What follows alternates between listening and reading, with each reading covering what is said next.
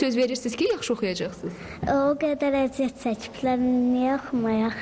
Verdiyi cavabla bugün kiçik dünyasına, gələcək xatirələrinə, kainat boyda xoşbəxtliyin bəxş edildiyi açıq görünür. Oktyabrın 2-si düşüncəsi ilə bizi heyran qoyan, 2-ci sinif şagirdi Gülər Hüseynova kimi yüzlərlə şagird yenidən qurulan, müasir standartlara cavab verən məktəbdə tədrisə başladı. Müstəqillik illərindən başlayaraq ölkəmizdə həyata keçirilmiş əsas islahatlardan biri də təhsillə bağlıdır. Yeni təhsil ocaqlarının inşası, köhnə məktəblərin təmir bərpası da təhsilin inkişaf strategiyasında əvəz olunmaz yer tutur. Odur ki, hər il milli təhsil inkişafının müəllifi, ümummilli liderin adını daşıyan Heydər Əliyev Fondu tərəfindən yeni inşa edilmiş və ya tam təmir bərpa olunmuş məktəblərin istifadəyə verilməsi heç də təəccüblü deyil. 2025-2026-cı tədris ili də istisna olmadı. İnfrastrukturu tam bərpa edilən həmin məktəblərdən biri də paytaxtın Xəzər rayonunda yerləşən 324 nömrəli tam orta ümumi təhsil məktəbidir. Əsaslı təmirdən sonra məktəb şagirdlərin istifadəsinə verildi. Bununla əlaqədar olaraq məktəbdə Heydər Əliyev Fondunun, Bakı şəhər təhsil idarəsinin nümayəndələri, rayon icra hakimiyyətinin rəhbəri,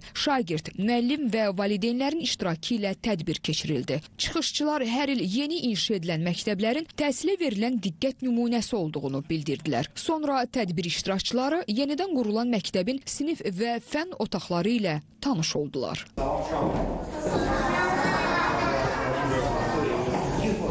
Hazırda görünüşü və təchizatı ilə şagirdləri təəccübləndirən, müəllimlərin sevincinə səbəb olan məktəb 2007-ci ildə inşa edilib. Ötən müddət ərzində məktəbin binası köhnələrək istifadəyə yararsız olub, döşəmə və tavanı çürüyüb. Elə həmin yararsız məktəbdə tədris bütün sinifləri əhatə edib və bütün fənlər üzrə dərs də keçirilib. Amma necə?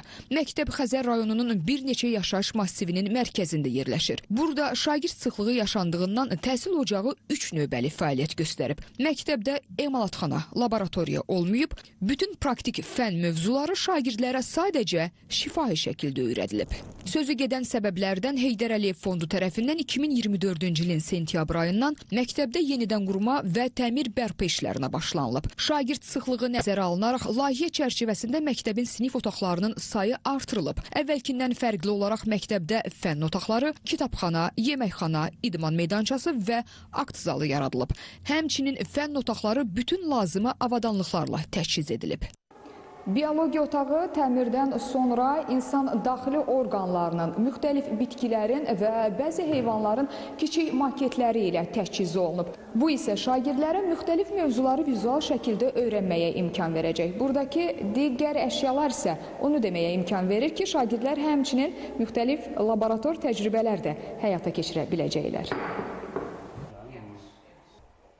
Silahın natamam sökülüb yığılması, minaların növləri ilə tanışlıq, əl qumbaraları haqqında, ordu quruculuğu, sıra hazırlığı, mülki müdafiəyə dair daha dərin biliklərin öyrədilməsi üçün çağırışa qədər hərbi hazırlıq fənn otağı da yaradılıb. Eyni zamanda şagirdlər məktəbin kitabxanasında çeşidli kitablardan faydalana biləcəklər. Tədbirlərin keçirilməsi üçün isə 56 yerlik akt zalı məktəb heyətinin xidmətinə verilib. İnformatika otaqlarında xeyli sayda kompüter, texnologiya fənni üzrə təhsil proqramının daha səmərəli təşkili üçün texnologiya fənn otağında əşyalar yerləşdirilib. İdman zalı da tam müasir görünüşlüdür və burada oyunların təşkili üçün idman oyun elementləri quraşdırılıb.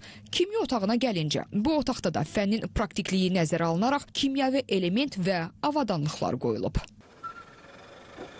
Mən yel dəyirmanına bənzətdim, ancaq bu elektrik qığılcımları əldə etmək üçün istifadə olunan elektrofor maşınıdır. Düzgün anladınız, hazırda fizika otağındayıq. Məktəb təmir olunandan sonra praktik fənlərdən olan fizika fənninin də tədris olunduğu otaq müxtəlif avadanlıqlarla təchiz olunub. Yəni şagirdlər fizika fənnini də praktik olaraq təcrübələr əsasında öyrənə biləcəklər.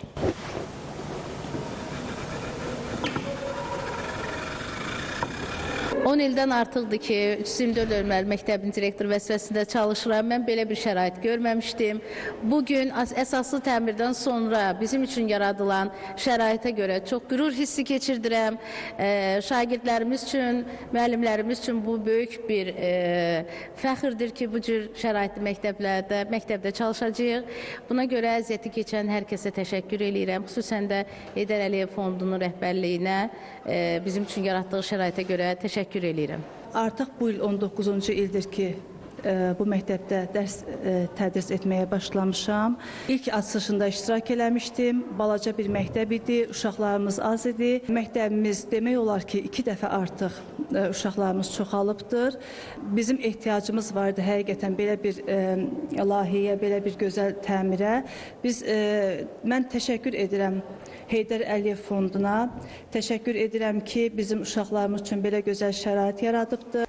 Müəllim demişdi ki, bizi təzə məktəbə aparacaq. Mən də bura gələndə çox sevinmişdim. Çünki bura gözəl məktəbdir. Xoşva gəldi? Bəli. Nələr xoşva gəldi burada?